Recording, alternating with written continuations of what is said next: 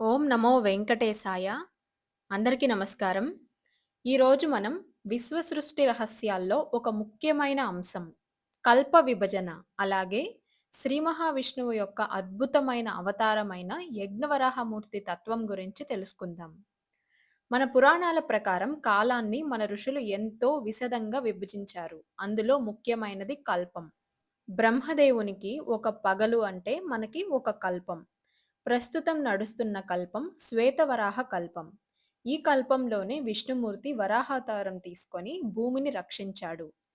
హిరణ్యాక్ష అనే రాక్షసుడు భూమిని సముద్రంలో దాచిపెట్టగా అప్పుడు విష్ణుమూర్తి ఆదివరాహమూర్తిగా అవతరించి సముద్రంలోకి దిగి భూమిని తన దంతాలతో పైకి ఎత్తి రక్షించాడు. అలాగే హిరణ్యాక్షుడిని సంహరించాడు. ఇది మనకు తెలిసిన ఆదివరాహ అవతారం. ఇది మాత్రమే కాదు, విష్ణుమూర్తికి మరో గూఢమైన రూపం కూడా ఉంది. అది యజ్ఞవరాహమూర్తి అవతారం. ఈ రూపాన్ని ముఖ్యంగా హరివంశ పురాణం విశదంగా వర్ణిస్తుంది.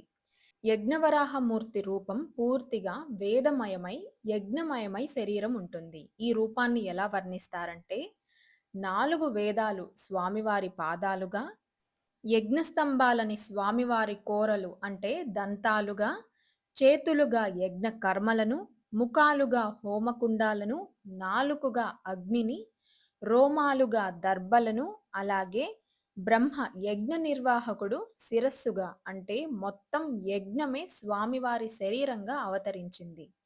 యజ్ఞవరాహమూర్తి అవతారం ఒక సాధారణ అవతారం మాత్రమే కాదు. ఇది తపస్సు మరియు స్తోత్ర శక్తి ద్వారా ఆవిర్భవించింది. మహర్షులు చేసిన మహా తపస్సు, వారి స్తుతులు, స్తోత్ర పఠనాలు, వేద ఘోష ఇవన్నీ కలిసి ఆ పరమాత్మను ఆహ్వానించాయి. యజ్ఞవరాహమూర్తి అవతారం మనకేమి సందేశం ఇస్తుందంటే, స్తుతించడం దేవుని ఆహ్వానాన్ని సూచిస్తుంది. అలాగే వేద ఘోష దివ్య శక్తిని ఆకర్షిస్తుంది.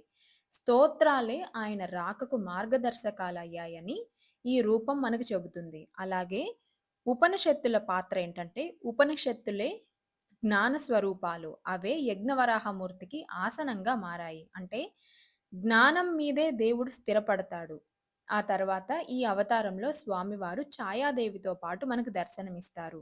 కాబట్టి ఈ రోజున యజ్ఞవరాహమూర్తి స్తోత్రాన్ని పఠించిన వారికి యజ్ఞం చేసినంత పుణ్యం, అలాగే పాపక్షయం, ఆధ్యాత్మిక శ్రేయస్సు, శ్రీ మహావిష్ణువు కృప కలుగుతుంది. యజ్ఞం చేయలేని కాలంలో స్తోత్ర పఠనమే యజ్ఞ సమానంగా భావించబడుతుంది. కాబట్టి ఈరోజు యజ్ఞవరాహమూర్తి స్తోత్రాన్ని పఠించడం తప్పనిసరి. అలాగే ఈ మొత్తం వర్ణన కూడా మనకేం చెబుతుందంటే, యజ్ఞం అనేది విశ్వధర్మం.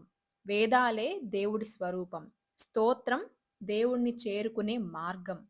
జ్ఞానం అంటే ఉపనిషత్తులే దేవుడికి ఆసనం. అంటే మన జీవితం కూడా ఒక యజ్ఞం కావాలని ఈ యజ్ఞవరాహమూర్తి అవతారం మనకు చెబుతుంది. కాబట్టి మన జీవితం కూడా యజ్ఞమయంగా, ధర్మమయంగా, వేదమయంగా ఉండాలని కోరుకుంటూ యజ్ఞవరాహమూర్తి స్తోత్రాన్ని డిస్క్రిప్షన్‌లో ఇస్తాను.